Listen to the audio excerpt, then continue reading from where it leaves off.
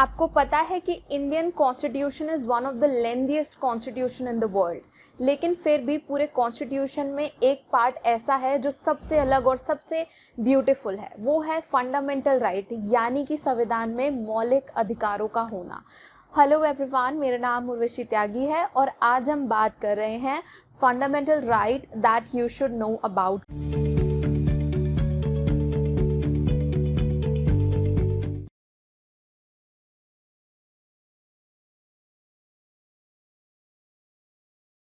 तो सबसे पहले फंडामेंटल राइट्स जो होते हैं वो बेसिक ह्यूमन राइट होते हैं जो सभी को मिलने चाहिए विदाउट एनी डिस्क्रिमिनेशन।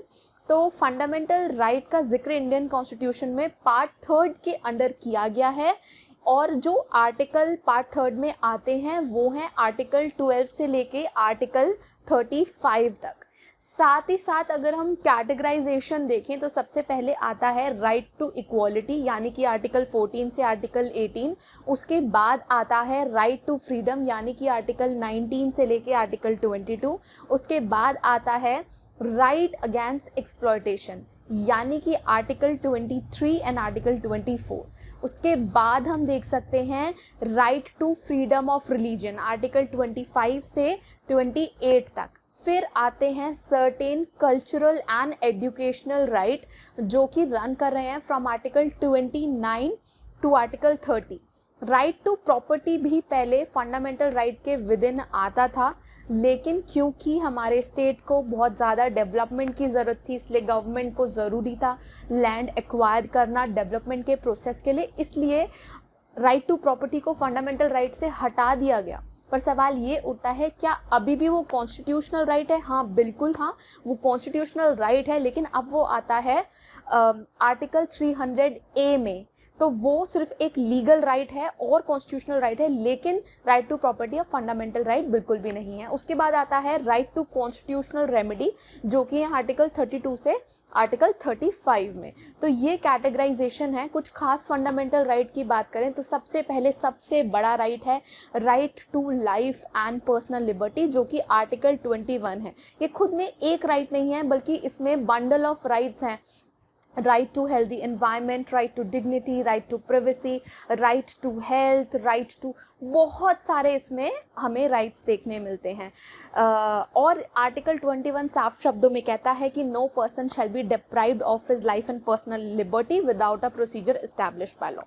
इसके बाद और कुछ इंपॉर्टेंट फंडामेंटल राइट्स ये हैं जिनको आपको जानने की ज़रूरत है। राइट टू इक्वालिटी, यानी कि आर्टिकल 14 सबसे इम्पॉर्टेंट है, समानता का अधिकार। इसके बाद आर्टिकल 15 आता है, वो कहता है कि no discrimination on the basis of caste, creed, religion, language, place of birth, यानी कि क्योंकि हमें पता है कि इंडिया बहुत ही डाइवर्स कंट्री है, बहुत सारे अलग अलग कास्ट के अलग अलग लैंग्वेज बोलने वाले लोग और अलग अलग कम्युनिटी, रिलीजन, अलग अलग धर्म को मानने वाले लोग एक साथ रहते हैं, तो इट्स वेरी नेचुरल कि उनमें किसी तरीके की डिफरेंस क्रिएट हो सकता है या उनकी जो ओपिनियंस हैं उनमें फ़र्क आ सकता है। लेकिन किसी भी इन चीज़ों पर के रिलीजन के बेसिस पर कम्युनिटी अलग है या क्रीड अलग है या कास्ट अलग है, इन चीज़ के बेसिस पे हमें डिस्क्रिमिनेशन नहीं करना है, क्योंकि इट्स वेरी क्लियर कि लॉ की नज़रों में सभी इक्वल होते हैं। Everyone is equal before law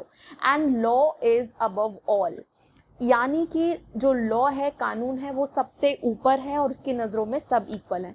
उसके बाद हम और भी अलग अलग राइट्स देख सकते हैं। एक सबसे इम्पॉर्टेंट एक और फंडामेंटल राइट है, वो है राइट अगेंस्ट अनटचेबिलिटी, आर्टिकल 17 की हम बात करें। उसके बाद certain rights freedom of expression को लेकर, फ्रीडम ऑफ स्पीच को लेकर आते हैं आर्टिकल 19 में।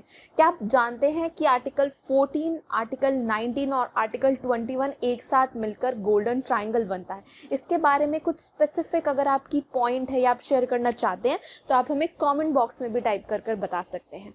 तो यहाँ पर हम ये देख सकते हैं कि अपने फंडामेंटल राइट और मौलिक अधिकारों के बारे में सबको समझ होनी चाहिए। साथ ही साथ एक बड़ा सवाल ये भी होता है कि हम कितने एक्सटेंड तक अपने फंडामेंटल राइट को प्रैक्टिस कर सकते हैं या एंजॉय कर सकते हैं, वो एम्बिट क्या होता है, स्फीयर क्या होता है। तो इसका एक ही ईजी सा सवाल इस सवाल का आंसर है कि जिस एक्सटेंड तक आप दूसरे के फंडामेंटल राइट को ना इन्फ्राइंज करें, या जब आप दूसरे के फंडामेंटल राइट में ना अड़े घुसे, तो आप उतने एक्सटेंड तक अपना फंडामेंटल राइट का एरिया रहता है। जहाँ पर आप दूसरे के फंडामेंटल राइट को इन्फ्राइंज कर रहे हैं, हार्म कर रहे हैं, इसका मतलब आप जो है अपने फंडामेंटल राइट के एम्बिट से कुछ बाहर आकर एक्सरसाइज कर रहे हैं या एक्टिविटी कर रहे हैं। तो अपने अधिकारों को समझें, अपने अधिकारों का एक एम्बिट या एरिया समझें और उसी हिसाब से बिल्कुल हार्मनी बनाकर रहें।